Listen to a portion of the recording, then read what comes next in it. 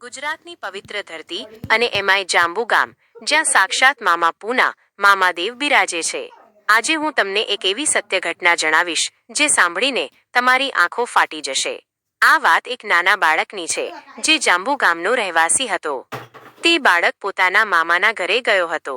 ત્યાંથી તે ખુશી ખુશી પોતાના ઘરે પરત ફરી રહ્યો હતો ત્યારે રસ્તામાં તેની પાછળ છોકરા ઉપાડવાવાળી ગેંગ કિડનેપર્સ પડી।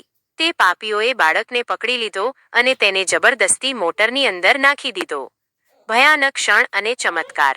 બાળકને છુપાવવા માટે તે લોકોએ તેને ગાડીના બોનેટની અંદર એન્જિન પાસેના ભાગમાં ધકેલી દીધો। મોટર પૂરપાટ ઝડપે દોડતી હતી। એન્જિન ગરમ હતું અને અંદર જીવનું જોખમ હતું।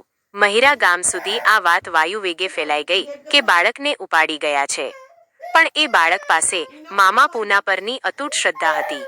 તે ગભરાવાને બદલે અંદરથી જોર જોરથી બૂમો પાડવા લાગ્યો, જય જય મામા પૂના, મારી રક્ષા કરજે મામા, મામાદેવનો સાક્ષાત પરચો।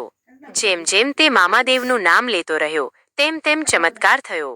જે જગ્યાએ બાળકને છુપાવ્યો હતો ત્યાં ગરમી અને જોખમ હોવા છતાં જ્યારે ગાડી ઊભી રખાવીને તપાસ કરવામાં આવી ત્યારે સૌ સ્તબ્ધ રહી ગયા। બાળકને એક નાની ખરોચ પણ નહોતી આવી। જાણે મામા પૂનાએ પોતે હાથ ફેલાવીને બાળકને બોનેટની અંદર સુરક્ષિત રાખ્યો હોય। નિષ્કર્ષ, આ ઘટના સાબિત કરે છે કે જો તમારી ભક્તિ સાચી હોય અને મુખમાં મામા પૂનાનું નામ હોય તો મોત પણ તમારો વાળ વાંકો કરી શકતું નથી। આજે પણ જાંબુ ગામના આ મંદિરે હજારો ભક્તો માથું ટેકવે છે કારણ કે મામા પૂના હાજરાજૂર દેવ છે। બોલો જય મામા પૂના।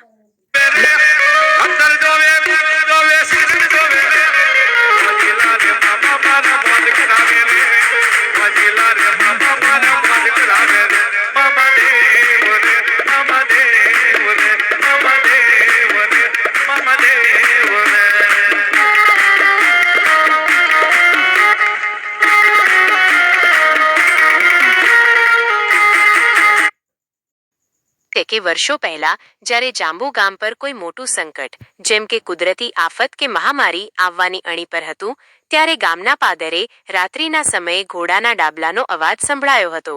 ગામના ચોકીદારો અને વડીલોએ જોયું તો સફેદ ઘોડા પર સવાર એક તેજસ્વી પુરુષ આખા ગામ